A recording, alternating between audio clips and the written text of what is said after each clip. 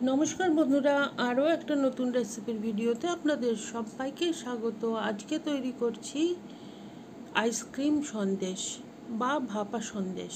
এই মিষ্টিটা তৈরি করা ভীষণ সহজ, খুব ঘরোয়া কয়েকটা মাত্র উপকরণেই তৈরি হয়ে যায়। খেতে দারুণ সুন্দর, দেখতেও খুব ভালো। যাকেই খাওয়াবেন সে কিন্তু বিশ্বাসই করতে চাইবে না যে এটা বাড়িতে তৈরি করা। তো আসুন দেখে নিই রেসিপিটা। এই সন্দেশ তৈরি করার জন্য আমাদের ছানা তৈরি করে নিতে হবে। সেজন্য একটা বাটির মধ্যে 2 চামচ ভিনিগার, 2 চামচ জল মিশিয়ে রেখে দিচ্ছি। ভিনিগারের বদলে আপনারা লেবুর রসও ব্যবহার করতে পারেন। একটা পাত্রে বসিয়ে দিয়েছি 1 লিটার দুধ। দুধটা প্রথমে ভালো করে ফুটিয়ে নেব, তারপরে গ্যাসটা অফ করে দিয়ে 5 মিনিট ঠান্ডা করে নেওয়ার পরে 1 চামচ করে ভিনিগার জলের মিশ্রণটা দেব আর দুধটাকে নাড়াতে থাকবো। আর একদম এই রকম ছানা ছানা হয়ে এলে আর কিন্তু ভিনিগার জলের মিশ্রণটা দেওয়ার দরকার নাই। ধীরে ধীরে দেখবেন ছানাটা তৈরি হয়ে গেছে। এতে করে ছানাটা খুব বেশি শক্ত হয়ে যাবে না। যদি বেশি ভিনিগার জল পড়ে যায় তাহলে কিন্তু ছানাটা শক্ত হয়ে যাওয়ার সম্ভাবনা থাকে। এখন ছানাটা ছেঁকে নেব। আর যেহেতু ছানাটা খুব নরম হয়েছে সেজন্য আমি একটা পাতলা সুতির কাপড় দিয়ে ছেঁকে নিচ্ছি। এমনি ছাঁকনিতে ছাঁকলে হয়তো ছানাটা কিছুটা বেরিয়ে যেতে পারে। আর ভিনিগার ইউজ করেছি সেজন্য একটুখানি জল দিয়ে ছানাটাকে ধুয়ে নিচ্ছি, যাতে অতিরিক্ত টক ভাবটা চলে যায়। 2 বার জল দিয়ে ধুয়ে নিয়ে ছানাটা একটা বাটির মধ্যে নিয়ে নিয়েছি।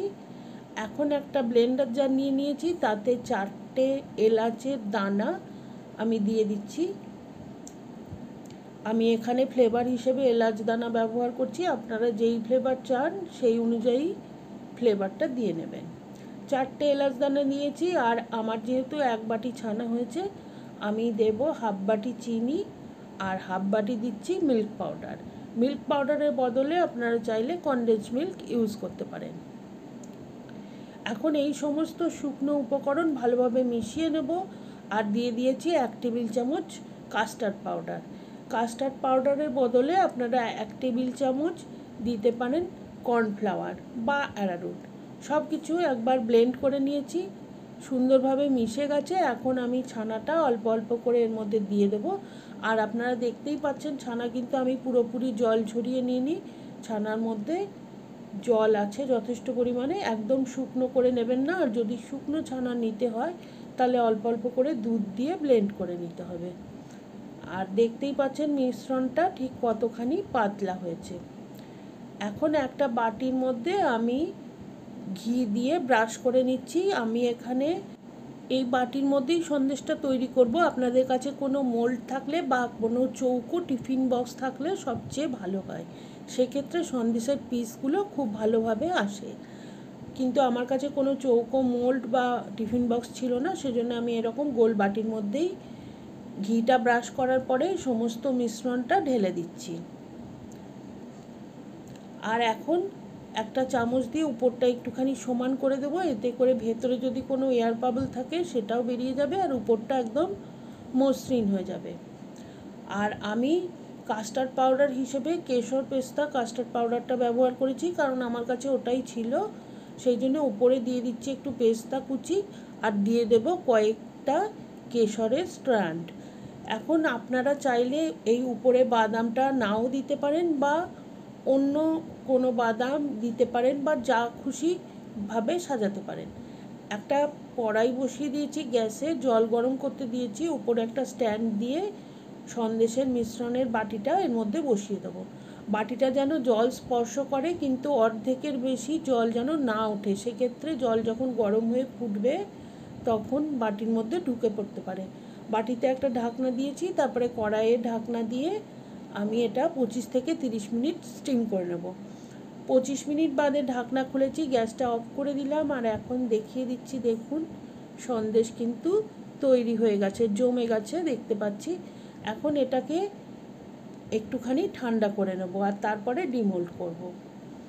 আমি এখানে একদম ডাইরেক্ট বাটিতে ঘি গ্রিজ করে সন্দেশের মিশ্রণটা ঢেলে দিয়েছিলাম।